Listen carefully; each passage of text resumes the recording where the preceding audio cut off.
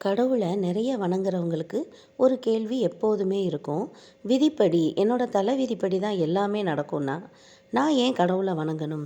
இப்படி ஒரு கேள்வி வரும்போது, நாம் புரிஞ்சுக்க வேண்டிய ஒரே ஒரு விஷயம் என்னன்னா, நம்முடைய கர்மாவின் பலன்கள் நம்மை கஷ்டப்படுத்தும்போது, அந்த கஷ்டங்களை நம்முடைய சத்குரு நம்மோடு இருக்கும்போது, நம்முடைய இறை வழிபாட்டின் மூலம் அதை கொஞ்சம் கொஞ்சமாக குறைச்சிட்றாரு.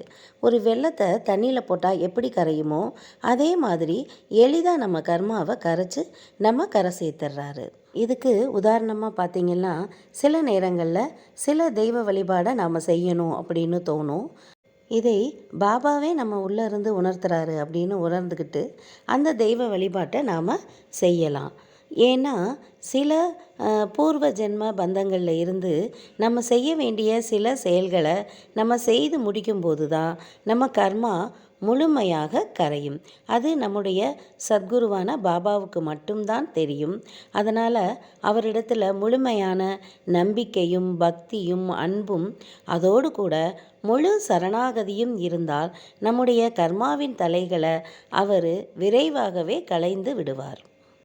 பாபா நம்மிடம் எதிர்பார்ப்பதும் இந்த முழு சரணாகதியை மட்டும்தான். ஓம் சாய்ராம்.